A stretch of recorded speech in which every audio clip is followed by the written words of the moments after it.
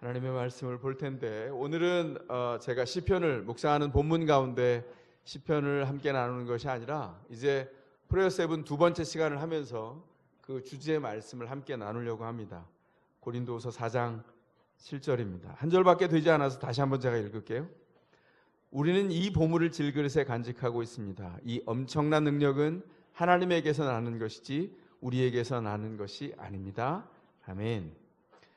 오늘 42일을 시작하는 거기 때문에 평소에 안 해봤던 걸 지금 하려고 합니다. 인사를 서로 앞뒤 옆에 있는 성도들과 함께 하겠습니다. 이렇게 한번 인사해 주시겠어요? 당신은 위대합니다. 이렇게 눈을 보고 인사해 주시기 바랍니다. 근데 인사하면서 이런 생각 안 들어요? 뭐 이렇게 뜬금없이 인사를 하나? 왜 이렇게 인사하냐면 한 번 더 인사합니다. 당신 안에 예수가 계십니다. 인사해 주시기 바랍니다. 당신 안에 예수가 계십니다.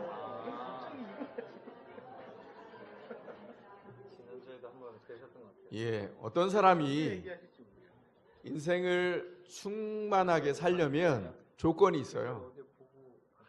저는 오랫동안 그 생각을 해왔는데 그 조건이 뭘까요? 저는 인생마다 마음의 화랑이 있다고 생각합니다. 마음의 갤러리가 있어요. 그래서 그 사람의 마음을 열고 들어가 볼 수 있다면 그 마음 안에 그림들이 걸려 있는데 그 마음 속에 어떤 그림이 그 화랑에 걸려 있느냐에 따라서 그 인생이 달라집니다. 여러분 마음에는 어떤 그림이 걸려져 있습니까? 그 걸려진 그림에 따라서 풍성한 인생을 살기도 하고 비참한 인생을 살기도 합니다. 인생을 사는 것이 늘 어린아이 소풍 가듯이 즐겁다 이렇게 말하지 않겠습니다. 왜냐하면 성경이 그렇게 안내하고 있지 않고 성실하게 삶의 현장 가운데 들어간 우리의 삶이 그걸 그렇게 증언하지 않고 있기 때문입니다. 사는 것은 가끔 힘듭니다. 그런데 풍성하게 살 수 있다고 성경이 우리에게 안내해 주고 있어요. 우리를 넘어뜨리려고 하는 환경이 아무리 불안해도 그 현장 안에서 우리의 마음에 오늘 본문 같은 고린도후서 4장 7절 같은 약속이 있는 그림이 걸려 있다면 말씀으로 인하여 풍성한 삶을 살 수 있는 신자의 능력이 우리 가운데 이미 선물로 주어져 있다 이렇게 말씀합니다. 오늘 보면 단순하게 한 절입니다. 왜 한 절만 여러분에게 나눠줬냐면 이거 4장 7절 이하의 12절까지의 말씀이 본문인데 왜 한 절만 드렸냐면 이 본문을 안내하기 위해서 성경 전체가 가진 그림이 있는데 제가 구약의 그림을 가져올 거예요. 신약은요, 특별히 서신서에 나와 있는 한 줄 한 줄의 말씀은 굉장히 의미가 많습니다. 마치 뭐와 같냐면 여러분들이 가끔 영화관에 가서 영화를 보면 혹은 TV에서 명절 때마다 영화를 하면 외국 영화들이 있잖아요.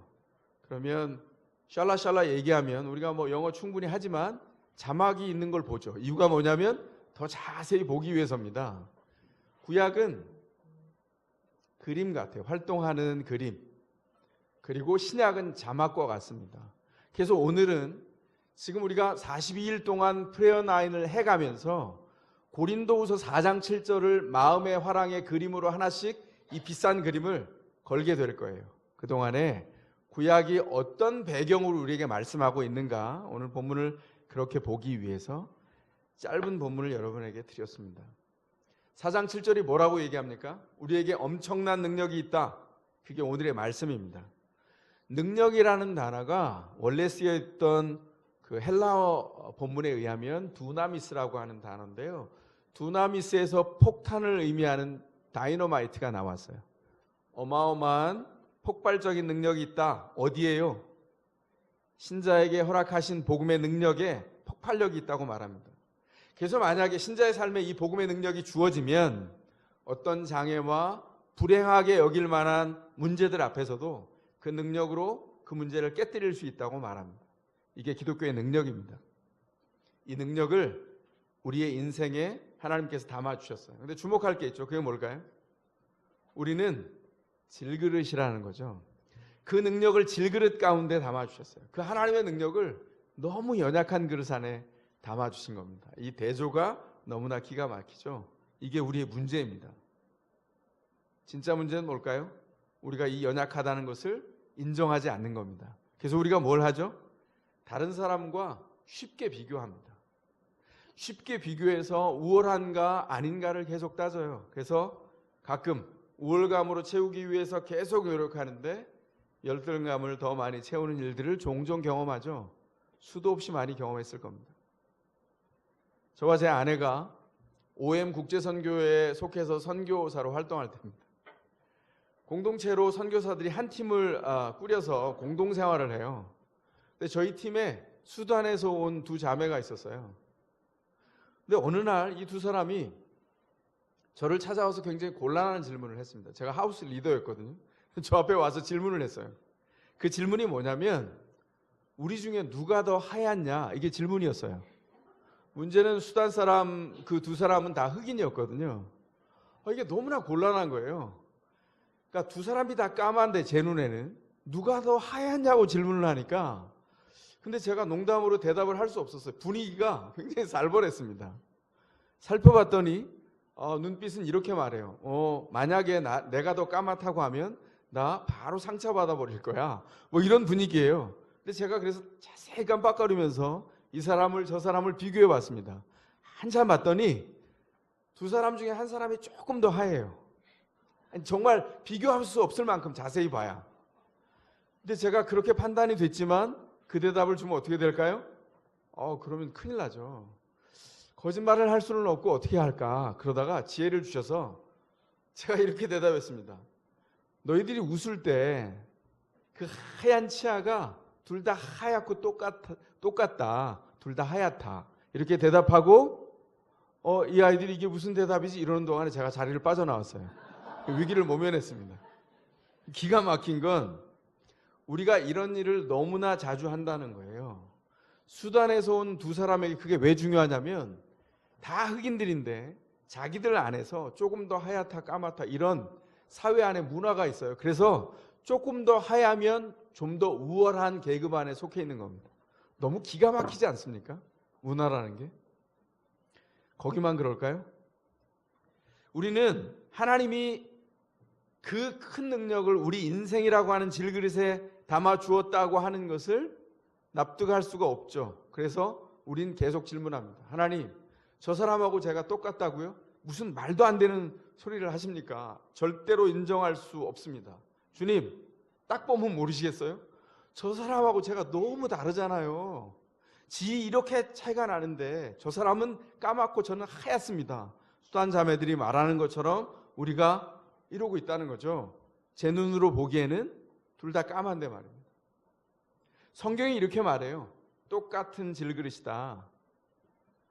어떤 사람은 그래서 너무나 억울하게 생각합니다. 똑같을 수는 없다는 거죠. 주님 앞에 계속 기도해요. 주님, 똑같을 수는 없습니다. 세상에.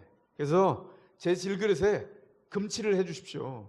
만약에 어려우면 금 몇 기라도 가짜로라도 금칠을 해주시면 대단히 감사하겠습니다. 주님이 응답하실까요? 안 하실까요? 너무 사랑하시기 때문에 그런 응답은 안 해주죠. 그럼 우리가 뭘 하죠? 응답 안 하세요? 그럼 제가 스스로 해결하죠. 길에 돌아다니는 비유입니다. 깨진 유리 조각 하나 주워가지고 그거 막 싹싹 갈아가지고 질그릇에 콱 박아놓고 다이아몬드가 박힌 그릇이다. 나는 너랑 달라. 반짝반짝 빛나잖아. 이러고 있단 말이에요. 그게 우리 인생의 모습이에요. 우리 인생이 살아가면서 하나님 앞에 주어진 우리의 인생의 질그릇이라는 것을 인정하지 않고는 우리의 못난 인생을 하나님 앞에서 다른 사람과 구별하는 일을 끊임없이 계속 하려고 한다는 거죠. 은혜 안에 살 때 어떤 일이 벌어지죠? 하나님의 은혜 안에 우리가 있을 때 우리가 다른 사람과 전혀 다르지 않은 질그릇에 불과하다는 것을 인정하게 되죠. 그러면 신앙생활이 30년이든 20년이든 10년이든 상관없이 지금 막 신앙생활을 시작하는 사람이든 상관없이 우리가 동일한 싸움 가운데 놓여져 있다는 것을 발견합니다. 뭐죠? 우리의 죄와 연약의 문제가 싸우는 거예요. 우리의 문제는 하나님 앞에 서 있는 질그릇의 연약함을 보고 그 질그릇의 문제를 어떻게 해결하느냐의 싸움인 거예요. 우리가 인생을 10년 살고 20년 살고 30년 살면 어떤 일이 벌어지죠? 질그릇이 깨져요. 금 가고. 그러면 죽겠는 거예요. 다른 사람들이 이렇게 얘기합니다. 어휴, 깨졌네? 나 봐, 멀쩡하잖아. 이렇게 반짝반짝 빛나는데 그 유리 조각 갖다 붙여놓고 그리고 상대방을 손가락질합니다. 돌아서면 똑같아요. 문제는 뭐죠? 질그릇이 가지고 있는 본래의 문제에 집중하지 못한다는 거죠. 우리가 예수를 믿을 때 어땠나요? 많은 사람들이 세상적인 성공에 목말라 합니다. 예수를 믿고 나면 어떨까요? 대부분이 그 연약함을 그대로 가지고 끙끙대는 하나님의 숙제 가운데 그대로 놓여져 있어요. 제가 여러분 앞에 몇 번 말씀드린 것처럼 저도 예수를 믿은 다음에 너무 좋았거든요. 그리고 삶이 바뀔 줄 알았어요. 그런데 기뻐하고 좋아하는 일들은 질이 너무나 다르게 바뀌었지만 예수를 믿으면 곧장 8차선, 16차선 도로가 쫙 대로가 열릴 거라고 수많은 사람들에게서 제가 들었던 이야기는 제가 예수를 믿고 나서 보니까 가짜라는 걸 금방 알았어요. 지난 한 세대 동안, 지난 30년 동안 한국의 교회가, 제가 부정적인 얘기 안 하려고 하는데 이건 하고 넘어가야 되겠습니다. 사람들이 예수를 믿으면 질병이 낫고, 예수를 믿으면 물질의 축복을 받고, 예수를 믿으면 자녀가 잘 된다고 계속 가르쳐 왔어요. 그렇습니까? 이거 어디서 많이 들어봤어요. 그래가지고 대선에 어떤 엉뚱한 사람이 나와서 랩을 했죠. 그거 들어보셨어요? 아무개를 믿어봐. 자기 이름을 넣고요. 아무개를 믿어봐. 그러면 복받고, 아무개를 믿어봐. 그러면서 계속 얘기하는데 들어보니까 기분이 너무 나쁜 거예요. 그 사람이 나왔을 때.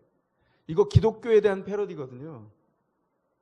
계속해서 교회가 예수를 믿으면 질병에 걸리지 않고 예수를 믿으면 돈을 잘 번다고 생각해 왔어요. 그렇게 유포했습니다. 자, 그렇다면 반대로 한번 생각해 볼까요? 예수를 믿고 있는데 질병 가운데 노출된 사람은 예수님이 저주하신 사람들입니까? 예수를 믿고 있는데 지금 재정적으로 어려움이 있는 사람은 예수님이 저주한 사람들이에요? 아닙니다. 그런데 왜 그 일을 주시죠? 왜냐하면 그 고통 안에서 예수를 더 알아가도록 우리에게 주신 하나님의 놀라운 은총의 기회입니다. 왜 우리 가운데 도전하는 환난들이 있습니까? 주님을 더 알아가기 위한 기회예요. 그런데 그렇게 가르치지 않았죠. 예수를 믿으면 8차선, 16차선이 쫙 깔린다고 생각했어요. 시편에 나와 있는 기자의 고백대로 예수를 믿으면 마음의 시온의 대로가 열립니다. 영의 눈을 떠서 보는 길이에요. 길이 없는데 대로가 열립니다. 다윗은 이렇게 말하죠. 사방이 다 막혔는데 내가 적군 한가운데를 달리며 성벽을 뛰어넘습니다. 이렇게 말해요. 시편에 나와 있는 고백입니다. 그거 어떻게 가능하죠? 주님이 환난 가운데서도 동행하시는 놀라운 임재의 경험을 하기 때문입니다. 이게 신자가 가지고 있는 능력이에요. 우리 삶은 변한 게 없습니다. 그런데 그대로 연약한데 하나님께서 그 가운데서 축복하신다는 거예요. 어떤 축복을 주십니까? 하나님의 축복의 방법은 우리의 연약함으로 인하여서 하나님을 증거하게 하세요. 기가 막힌 일이죠. 연약하지 않았으면 우리 중에 저를 포함해서 누구도 주님을 알 수 있는 사람이 없었습니다. 저는 만약에 제 질그릇에 파삭 소리 나며 깨지는 이 일이 없었으면 저 예수 몰랐을 것 같아요. 예수 몰랐으면 제 인생은 의미가 없는 거죠. 예수를 알았기에 주님이 축복하는 방법을 알게 됐어요. 이건 제가 능력이 있어서 한 것이 아니라 하나님께서 축복한 그 길을 갔던 모든 사람들이 보았던 것이고요. 이 본문을 기록한 고린도 교회를 향해서 이 말씀을 전하고 있는 사도 바울이 알았던 복음의 진수, 핵심 중에 하나입니다.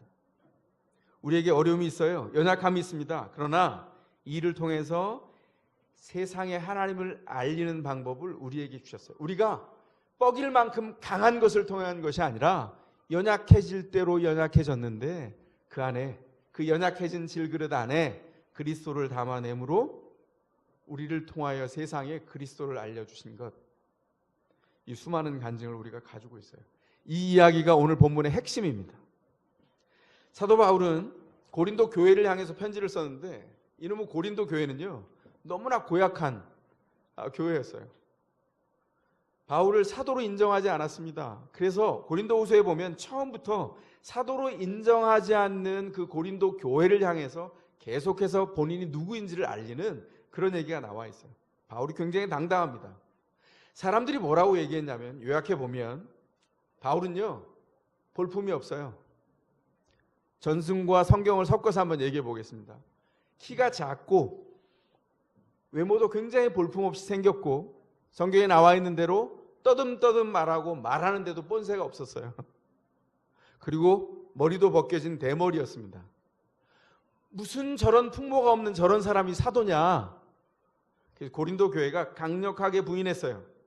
그랬더니 사도 바울이 당당하게 이렇게 대답합니다. 그래, 너희는 내 질그릇을 보는구나. 내 외모를 보는구나. 그런데 내 안을 들여다봐. 뭐라고 한다고요? 요약하면 내 안에 예수 있다. 이렇게 얘기하는 거예요. 사도 바울이 당당한 이유는 예수 있다입니다. 사도 바울은 세상 스펙으로 보면요, 빠질 것이 없는 사람이었어요. 당대 가장 강한 엘리트로 성장한 사람이에요. 그런데 그걸 강조하지 않습니다. 에베소에서는요, 복음을 전할 때 권능도 드러났어요. 어떻게 해요? 손수건을 얹기만 하면 사람들이 고쳐졌고요, 그림자만 밟아도 사람들이 나았어요. 그런데 고린도 교회를 향해서는 그 얘기를 자랑하지 않아요. 그건 그리스도의 것이었지 내 것이 아니었어. 그래서 너희에게 진짜를 얘기한다. 내 안에 예수 있다. 이게 사도 바울이 우리에게 전해주는 핵심입니다. 내 안에 예수 있다는 이 말이 왜 중요한가? 이 중요한 핵심이 왜 오늘 우리에게 함께 공용되고 선물로 나눠져야 되나? 성경 전체가 얘기하는 것인데 구약으로 가서 아까 예고했던 전체 그림을 한번 보도록 하겠습니다. 창세기 25장으로 한번 가볼게요. 창세기 25장 29절로 34절입니다. 화면을 보시면 보여주실 겁니다. 예, 창세기 25장 29절로 34절 화면 보시면서 같이 한번 읽어볼까요? 시작.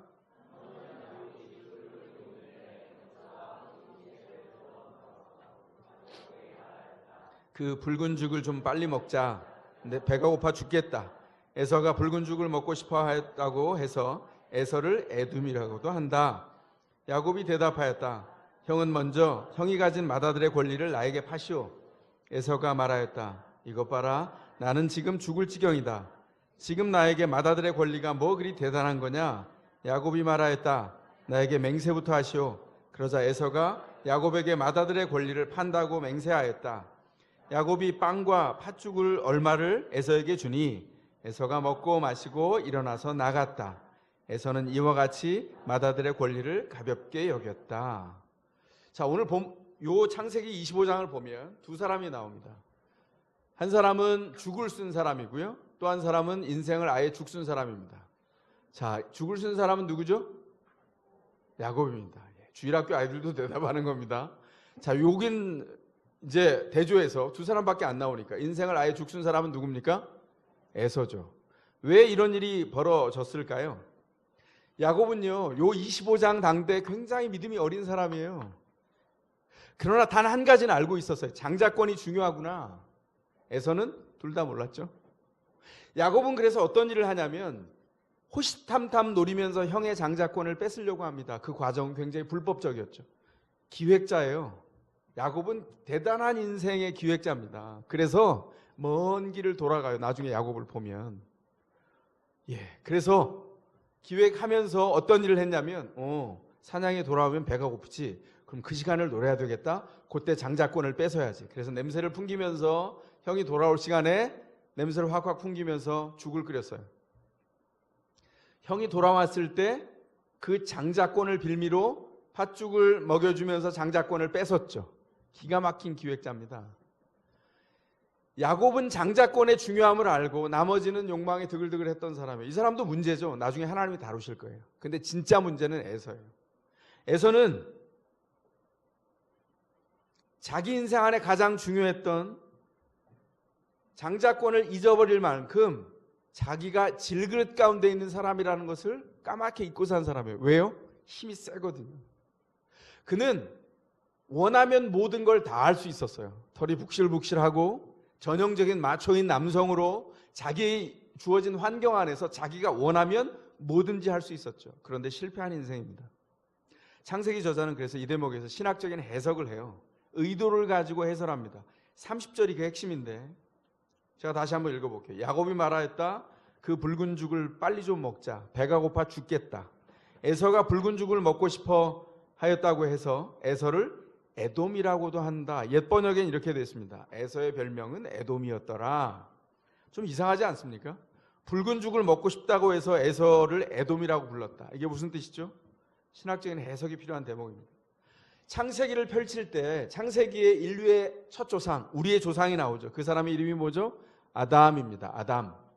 아담은 맨 처음 하나님이 창조하신 첫 인류의 고유명사죠. 그런데 그 첫 인간일 뿐만 아니라 모든 인류, 사람을 대표하는 보통명사이기도 해요. 그래서 아담을 아담 그러면 사람이라고 해석하기도 합니다. 근데 그 아담이라고 하는 단어의 여성형이 아다마거든요. 그 아다마가 뭐냐면 흙이란 뜻이에요.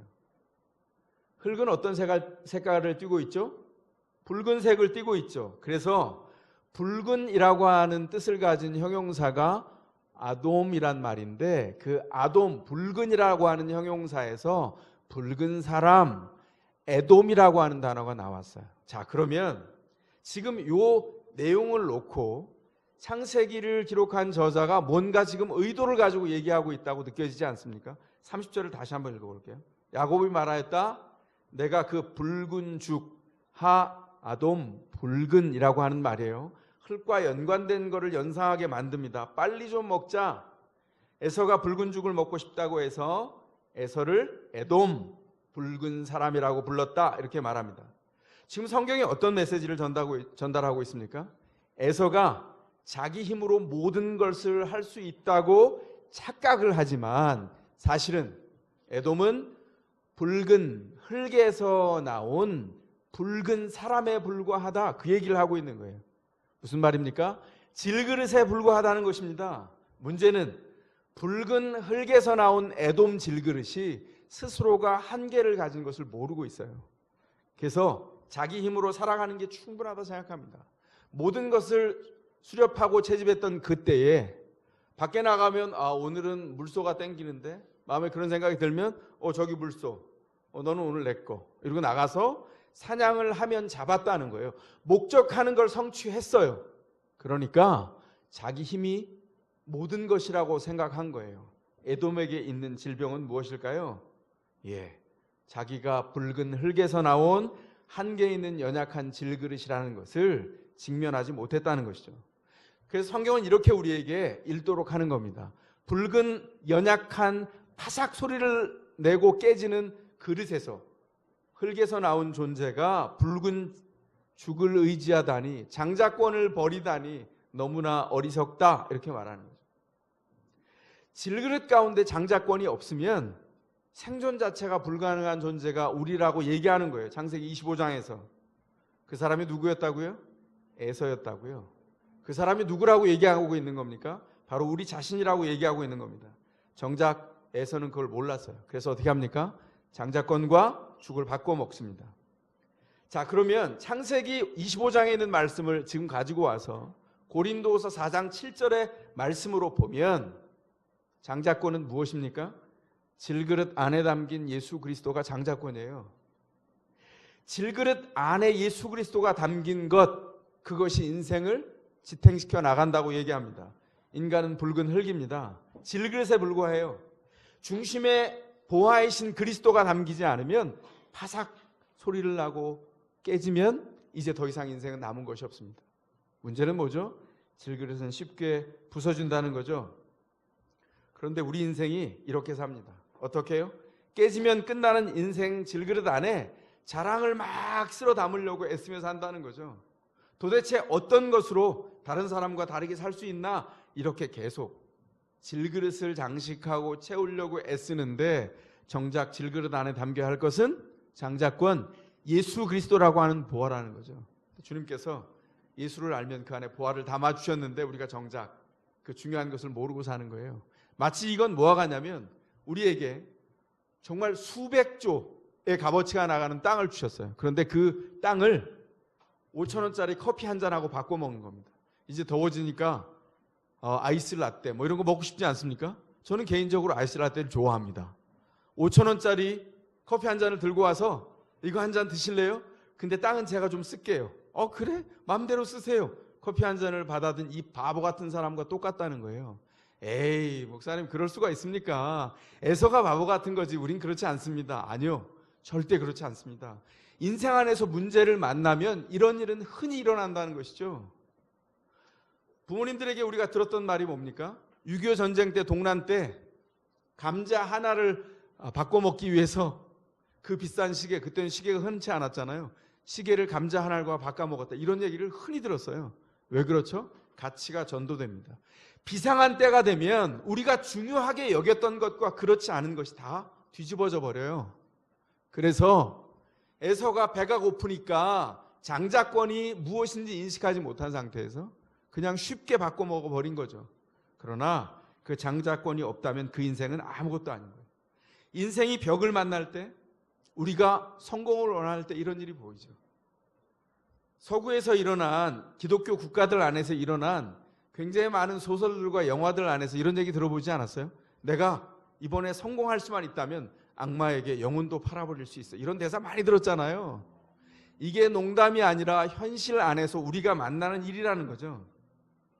제가 청년 시절에 믿음을 같이 나누던 형제자매가 있었어요. 그 형제자매를 위해서 제가 굉장히 오랫동안 중보했고 믿음 안에 건진, 제 영적으로는 아들, 딸 같은, 근데 그분들이 저보다 나이가 많았습니다.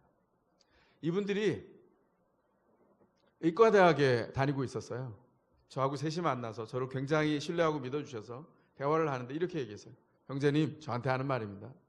형제님은 나중에 형제님이 열정을 가진 것처럼 선교를 하십시오. 저희는 돈을 벌겠습니다. 그리고 형제님을 후원할 겁니다. 참 좋은 소리죠? 말로는 다 하죠, 우리가. 그죠?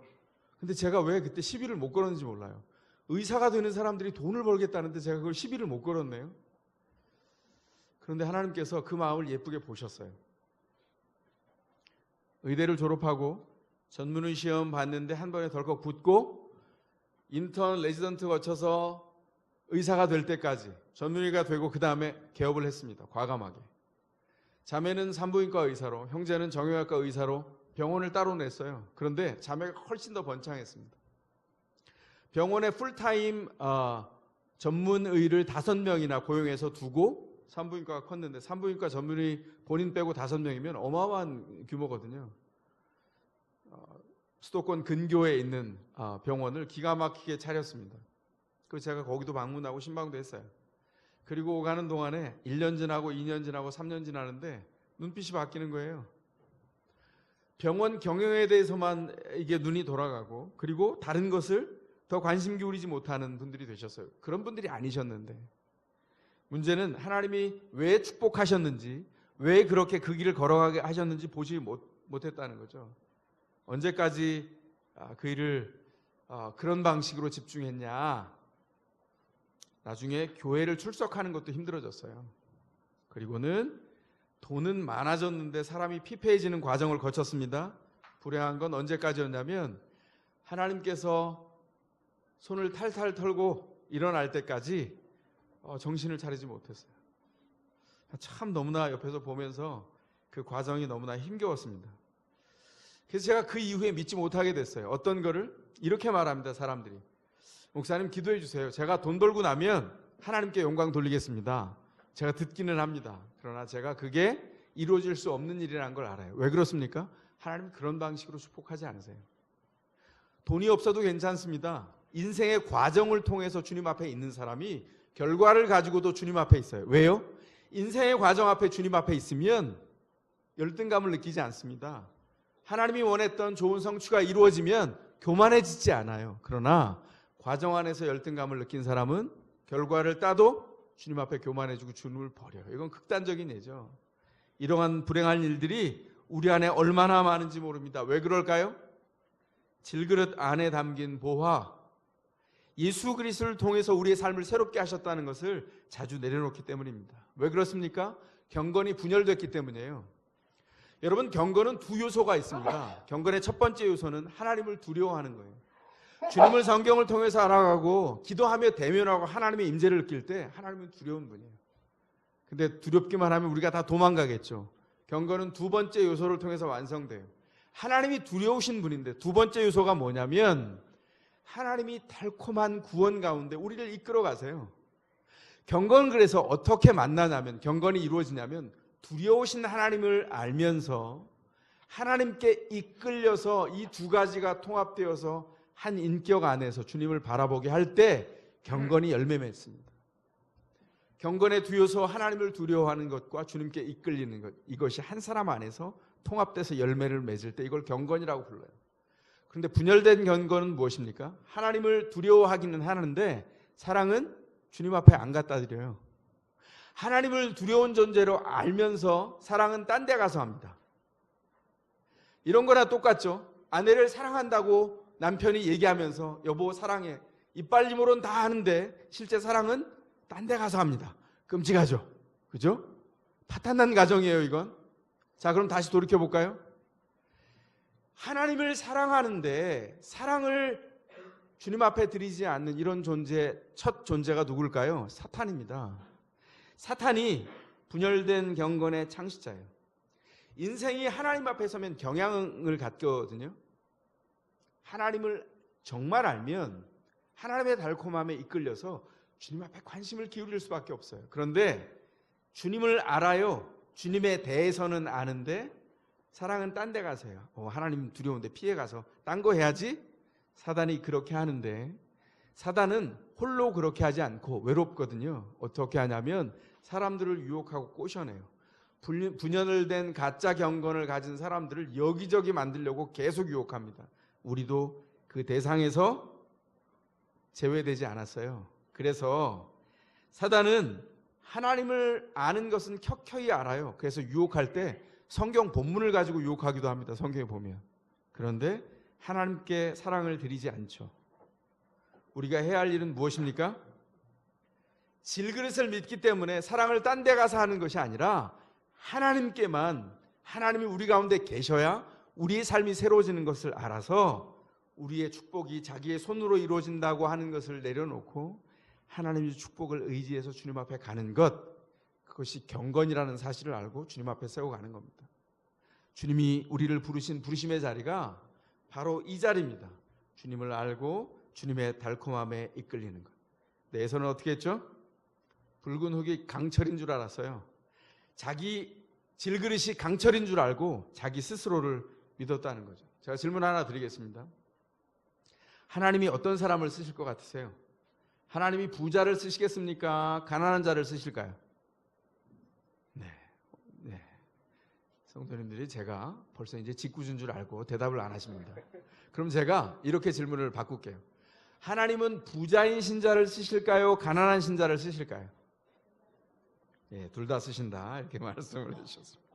예, 하나님을 두려워하고 사랑으로 이끌리는 그 신자, 통합된 그 신자 둘 다를 쓰시겠죠. 부유하든 가난하든 상관이 없겠죠. 잘 대답하셨습니다. 제가 오래전에 섬기던 교회에서 정말 감동했던 기억이 있어요. 그걸 제가 여러분하고 나누기를 원합니다. 그 교회는요, 강남 한복판에 있는 한국의 엘리트인 기독교인들이 다 모였던 그런 교회예요. 지금도 그 교회가 왕성하게 있습니다만은 그 교회, 그 당대에 대한민국의 요직에 있는 장차관, 그 다음에 재계에 있는 분들 다 굉장히 많았습니다. 그러니까 평균 학력이 뭐 대학 졸업한 건 뭐 말할 필요도 없고요. 학력이 굉장히 뛰어났어요. 뭐 이런 분들이 많았죠. 토플? 토플은요, 틀리는 거는 상식적으로 있을 수 없는 일인 그런 집들이 있어요. 그러니까 뭐 남편에게 물어도 토플 만점, 아내에게 물어도 토플 만점, 자식들도 토플을 다 만점을 받은 굉장히 희한한. 그런데 그곳에 가난한 집사님이 한 분 계셨어요. 서초동에 꽃마을이 있는데 거기 비닐하우스, 화해 비닐하우스를 하면서 심지어는 거기 꽃을 키우는데 그 뒤쪽에서 사세요. 살림집이 뒤에 있습니다. 제가 거기를 방문해 봤거든요. 한여름에 갔는데요, 이미 들어갈 수가 없어요. 들어가면 이미 두업 냄새가 나는데 그 뒤에 살림집에 들어가면 그 살림집 뒤쪽에 화장실이 같이 붙어 있습니다. 그 냄새가 방으로 고스란히 다 들어와요. 네, 그런 집에 살아요. 그 집에 앉아서 같이 예배를 드리고 차를 마시는데 제가 정말 쉽지 않았습니다. 근데 제가 표시를 할 수 없었죠. 왜냐하면 그분들이 일상을 사는 곳이거든요. 그런데 놀라운 것은 그분이 그렇게 어렵게 사시고 고등학교밖에 나오지 않았어요. 그런데 그분이 지금 우리로 하면 목장 모임을 하는 목자셨는데 같이 그 모임을 이끌어 가시는데 거기에 그 많은 그런 평균에 있는 분들이 다 목원으로 계신데 말씀을 나누면 그분들이 이분에게 도움을 받으세요. 말씀을 통하여서 어떻게 사는지, 하나님 앞에 순복하는 것이 무엇인지 이분이 너무나 분명하게 알고 있었던 거죠. 더 놀라운 것은 교회가 그분을 인정해서 그분을 장로로 피택하셨습니다. 그리고 장로에 장립받는 그날 제가 그 자리에 서서 너무나 감동했어요. 제가 마음속에 어떤 생각을 했을까요? 이것이 교회다 이렇게 생각했습니다. 하나님이 이 교회를 통해서 하나님의 복음이 무엇인지, 주님만 섬기는 교회가 무엇인지를 보여주시는구나. 이 교회의 주인은 하나님이시구나. 그 교회를 목회하셨던 목사님은 늘 이렇게 말씀하셨어요. 교회의 주인은 하나님이십니다. 우리도 동일하게 고백합니다. 교회의 주인은 목사도 아니고 장로도 아니고 권사도 아니고 어떤 일개 성도님도 아닙니다. 오고 오는 세대의 미래의 교회도 주인이 아닙니다. 교회의 주인은 오직 한 분 하나님이십니다. 너무 감사했어요. 교회는 가난함과 부유함을 따라서 신자를 나누지 않습니다. 자신의 연약함 속에서 예수의 강함과 그 은혜를 증언해내는 사람, 그 사람을 신자로 합니다. 그들이 한 사람 한 사람 모여서 구성된 곳이 어디라고요? 교회라고요. 교회는 우리의 연약함을 고백하는 곳입니다. 연약해도 괜찮아요. 나와서 목원들이 얘기합니다. 목자님 저 깨졌어요. 질그릇이 금 같는데요. 이번 주에 파삭 깨졌습니다. 어떡하죠? 목자님들이 이렇게 말씀하시죠. 어떡하죠? 저는 힘이 없어요. 하나님 앞에 기도하면서 세워가죠. 목장에서 뭘 하냐면 그래서 끊임없이 기도하고 스스로를 겸손하게 내려놓고 하나님의 강함을 의지하죠. 그런 의미에서 기독교는 강함의 종교가 아니라 약함의 종교입니다. 사랑하는 교회 여러분, 우리가 자랑할 것은 질그릇이 아니에요. 질그릇 안에 담겨있는 보석, 우리 주님 예수 그리스도 연약함을 통해서 당신의 크심을 나타내는 그 놀라운 역사가 교회에 허락하신 은혜입니다. 그것을 믿습니까? 하나님이 우리에게 허락해 준 거예요. 제가 힘차게 아멘이라고 여러분들 대답하셨으니 힘을 내어 다시 한번 질문하겠습니다. 길거리를 걷다가 제가 뭔가 떨어져 있는 물건 2개를 주셨어요. 하나는 까만 비닐 봉다리입니다. 전문 용어인 거 아시죠? 봉투 아니고 봉다리. 막 구겨져 가지고 새까만 봉다리에 휴지가 막 들어있고 막 이런데 살펴보니까 거기 뭐가 반짝해요. 봉다리에 다이아 반지가 들어있는데 이 다이아가 전문가는 아니지만 이게 깎아놓은 이 영롱한 빛깔이 이게 어마어마한 거예요. 근데 옆에 또 하나를 주셨는데 화려한 보석함입니다. 한눈에 봐도 너무 고급스러운, 열어봤더니 빈 보석함이에요. 자, 둘 중에 하나를 갖겠다 그러면 여러분 어떤 걸 갖고 싶으십니까? 예? 지금 제가 요약해 드릴게요. 여러분이 어떻게 대답하셨냐면 봉다리 안에서 다이아 반지를 꺼내서 보석함에 넣어서 그 보석함을 갖게. 그러시면 안 되고요. 하나만 고르세요. 뭘 가지시겠어요? 봉다리죠. 당연히 봉다리입니다. 그게 우리 인생이에요. 주님이 우리 가운데 정말 허들의 봉다리 같은 우리를 취하셔서 보석이신 그분이 우리 가운데 방문하셨어요. 우린 길거리에 떨어진 허들의 봉다리 같은 존재입니다. 사도 바울이 자신을 어떻게 소개했습니까? 고린도 교회를 향해서 자신은 고린도 시장에 가면 흔히 볼 수 있는 허들의 질그릇에 불과하다고 자신을 소개했어요. 너희도 그렇다. 그러나 나는 당당하다. 왜냐하면 주님의 손길 안에서 허들의 질그릇처럼 부름받은 그런 나약한 인생이지만 그 안에 예수가 계시다. 바울이 뭐라 그랬다고요? 따라해 보세요. 내 안에 예수 있다? 내 안에 예수 있다. 내 안에 예수 있다고 말씀했다는 겁니다. 봉다리의 못남을 자랑하는 존재로 우리를 부른 것이 아니라 그 안에 그리스도가 방문하셔서 주님을 자랑하도록 우리의 연약함이 아무 문제가 안 되도록 그 권능으로 우리를 부르셨어요. 그럼 우리가 뭘 해야 되죠? 연약함을 드러내도 괜찮습니다. 뭘 해야 되죠? 그 안에서 일하시는 주님을 자랑하고 증언하는 것, 그게 우리에게 허락하신 하나님의 일이죠. 우리의 질그릇의 연약함이 다양하게 우리에게 허락됐습니다. 육체가 연약합니다. 질병에 노출됐어요. 아직까지도 앓고 있습니다. 병원을 계속 드나들고 심지어는 암투병 가운데 노출돼 있어요. 그때 어떻게 할까요? 힘들어도 은혜를 구하며 견디며 주님 앞에 나아가도록 우리를 부르셨어요. 기독교의 능력은 강함의 능력이 아닙니다. 연약해진 우리의 인생 질그릇 안에 그리스도를 품게 하셔서 우리를 세워가시는, 우리를 통해서 그리스도를 증언하는 능력의 종교예요. 그래서 우리는 에서처럼 힘이 셀 필요가 없어요. 원하는 것을 다 가질 필요가 없습니다. 어린아이처럼 엄마, 빠빠 저거 주세요. 우리 주님께서 그렇게 응답 안 하시죠. 이유가 뭘까요? 연약한 때에 우리를 부르셔서 우리가 하나님이 허락하지 않은 때에 그 한계 안에서 하나님이 은혜로 우리를 채워가시는 것을 보게 하기 위해서예요. 우리가 그 인생 한가운데 있습니다. 원하는 걸 다 주지 않아도 복됩니다. 왜냐하면 그 큰 능력 안에서 그리스도가 우리 안에 계시기 때문입니다. 신자가 할 일이 뭐죠? 한 사람도 예외 없이 우리 자신이 질그릇이라는 사실을 아는 거죠. 그 연약함을 인해서 늘 기도하는 겁니다. 하나님의 은혜 안에서 사는 거예요. 그게 주님께서 우리에게 주셨어요. 주신 삶의 모습입니다.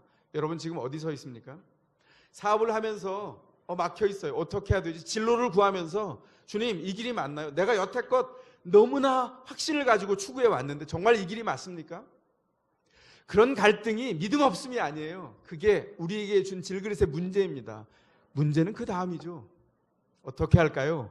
그 연약함을 붙들고 새로운 길에 정착한 낯선 일을 앞두고도 날마다 죄와 연약함과 다투어 싸우는 우리 안에 계시는 예수 그리스도를 의지하는 씨름을 계속해 가는 거예요. 저도 동탄에 온 지 이제 한 달 넘었는데 집에 들어가면 넘집 가는 것 같아요. 얼마나 낯선지 모릅니다. 여러분 중에 이직해서 직장에 오신 분들이 있어요. 직장 가면 어떨까요? 제가 여쭤봤더니 이렇게 말하더라고요. 넘직장 가는 것 같다고. 어떻게 할까요? 거기서 적응하고 적용하고 하나님의 은혜를 통해서 의뢰하면 새 길을 발걸음을 옮겨가는 것이죠.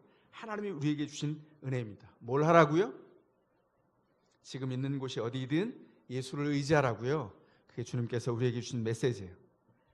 어디에 있든 하나님 없이 내 힘으로 살려고 하는 에서의 욕망을 끊어내십시오. 내려놓으십시오. 하나님이 없이는 설명할 수 없는 인생, 그 인생을 사시기 바랍니다. 강한 자가 아니라 주님을 모신 약한 자의 능력으로 하나님이 부르신 파송된 우리의 현장을 살면서 부모됨으로 자녀를 세워가고 우리의 현장 안에서 하나님이 주신 이웃들 한가운데서 연약함이 펼쳐져도 은혜의 강함이 무엇인지를 선포해낼 수 있는 성도로 주님 앞에 서시기를 주의 이름으로 축원합니다. 이 시간에 그 말씀에 은혜를 붙들고 조용히 그 자리에서 일어나실 수 있는 분들은 일어나시겠습니다.